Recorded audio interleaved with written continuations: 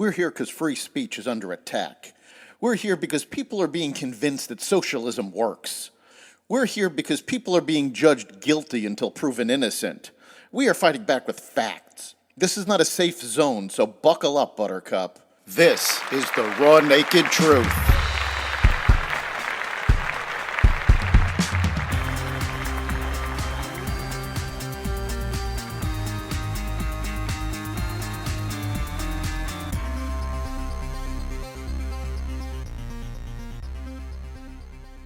A year of terrorism and antisemitism, another major hurricane to hit Florida, a stronger than expected jobs report, and more.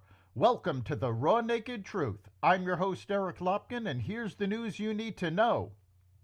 On the one-year anniversary of the October 7th attack, when Hamas militants stormed into Israel and killed some 1,200 people and took 250 hostages, 97 of whom remain in captivity in Gaza, rockets continue to rain down on Israel.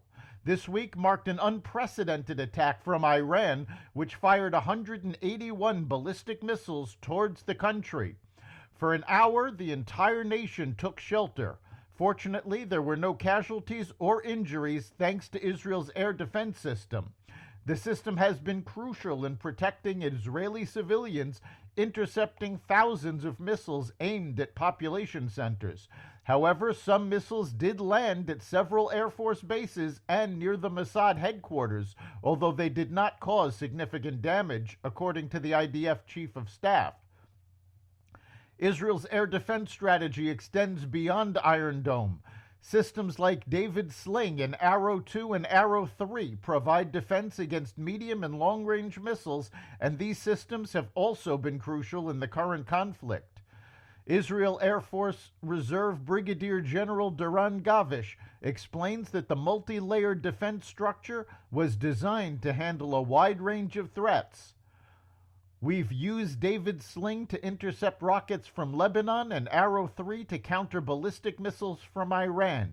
It's not just Iron Dome. It's a network of systems working together. Israel's military said it opened a new offensive into northern Gaza to combat militants who have resurfaced in the area, issuing sweeping evacuation orders after residents reported heavy artillery shelling overnight. The military said 2 of its armored brigades encircled part of Jabalah, a longtime Hamas stronghold in northern Gaza, in which it has fought several times over the past year, as an infantry division began an operation in the area on Sunday. Ahead of what is expected to be a broader push, the military called on the 300,000 residents estimated to still be living in northern Gaza to move through evacuation corridors to an expanded humanitarian zone in the south of the Gaza Strip, threatening to exacerbate already dire living conditions in the enclave. It is one of the most sweeping evacuation calls since Israel first urged residents of Gaza's north to clear out last October in the weeks ahead of its ground invasion. Israeli Prime Minister Benjamin Netanyahu slammed French President Emmanuel Macron and other Western leaders on Saturday who called for an arms embargo on Israel over its airstrikes against Hamas in Gaza. As Israel fights the forces of barbarism led by Iran, all civilized countries should be standing firmly by Israel's side. Yet President Macron and other Western leaders are now calling for arms embargoes against Israel. Shame on them, Netanyahu said in a statement. He continued, is Iran imposing an arms embargo on Hezbollah, on the Houthis, on Hamas, and on its other proxies? Of course not. This axis of terror stands together, but countries who supposedly oppose this terror axis call for an arms embargo on Israel. Netanyahu called their stance a disgrace, adding that Israel would win with or without their support, but their shame will continue long after the war is won.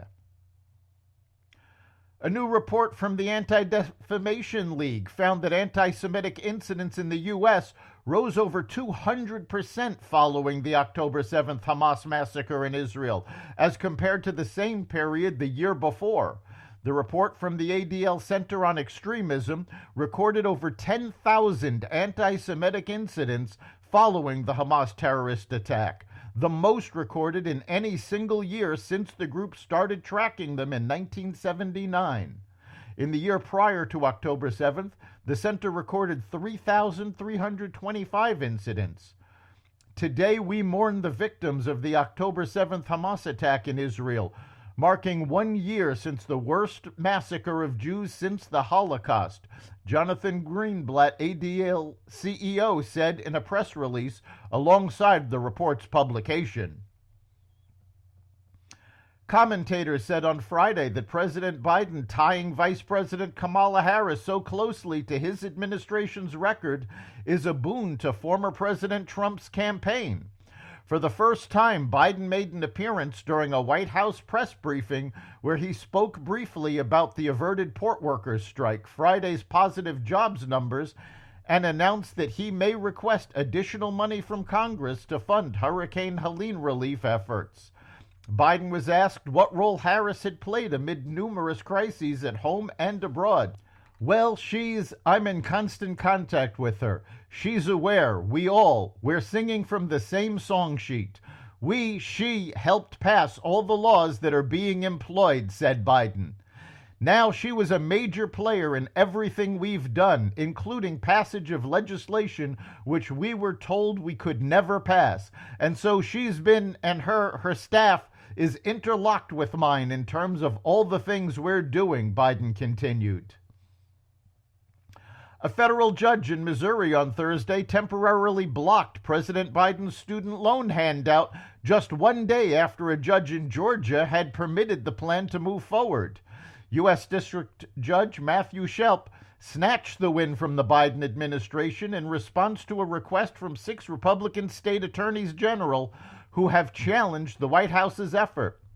Shelp, an appointee of Republican former President Trump, issued a preliminary injunction blocking the Biden administration from mass canceling student loans and waiving principal or interest under the plan pending the outcome of the state's lawsuit. The ruling came down after U.S. District Judge Randall Hall transferred the litigation from Georgia and removed the state from the case after finding it would not experience any legal harm under Biden's handout plan. Just over a week since Hurricane Helene drenched parts of the southeast with deadly flooding, another hurricane is on its way in a matter of days.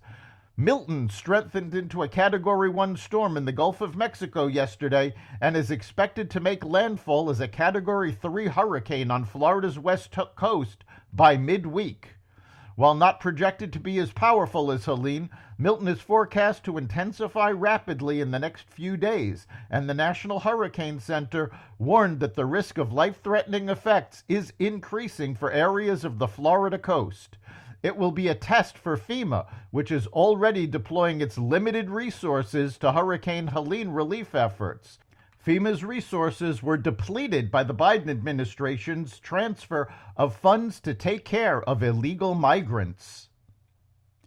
The Supreme Court, which begins its new term on Monday, has agreed to weigh in on whether or not the Mexican government's $10 billion lawsuit over cartel violence can proceed. U.S. gun manufacturers, including Smith & Wesson, Beretta, Colt, and Glock, are trying to get the High Court to toss the case. The lawsuit was revived by an appeals court after a trial judge found that it was blocked by a 2005 law that gives firearm companies broad immunity. The suit alleges that at least 70% of guns found at Mexican crime scenes are American-made. Striking U.S. dock workers returned to work on Friday after reaching a tentative agreement with employers on an improved wage offer. The conditional offer was for a 62% wage increase. The offer is on the table for the next 90 days. If no deal is reached within that time frame, the proposed wage hike will be pulled from the table. The International Longshoremen's Association, which represents 45,000 striking U.S. workers, said the union and USMX have reached a tentative agreement on wages and have agreed to extend the master contract until January 15, 2025, to return to the bargaining table to negotiate all other outstanding issues. The trouble with the East Coast ports is they're very old, they're very inefficient, O'Leary Ventures chairman and Shark Tank star Kevin O'Leary said on Friday. And when you start to compare them against other international ports like Singapore and the other Asian ports, he continued, we're just not holding much up against them. And that's very bad for productivity. The U.S. labor market strengthened as job growth accelerated in September, and the unemployment rate ticked lower. Employers added 254,000 jobs last month, according to the Labor Department. That was significantly more than the 150,000 economists expected, and marked the largest monthly increase since March. The unemployment rate slipped to 4.1%. Friday's bumper payroll report is likely to close the door on another half percentage point rate cut by the Federal Reserve at its next meeting in November.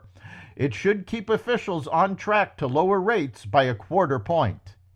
That's the Raw Naked Truth. You can catch every episode of the Raw Naked Truth at xvadio.com, the Apple Podcasts app, Google Podcasts, Spotify, iHeartRadio, Audible, Amazon Music, and other platforms that respect freedom of speech. We'll see you next time.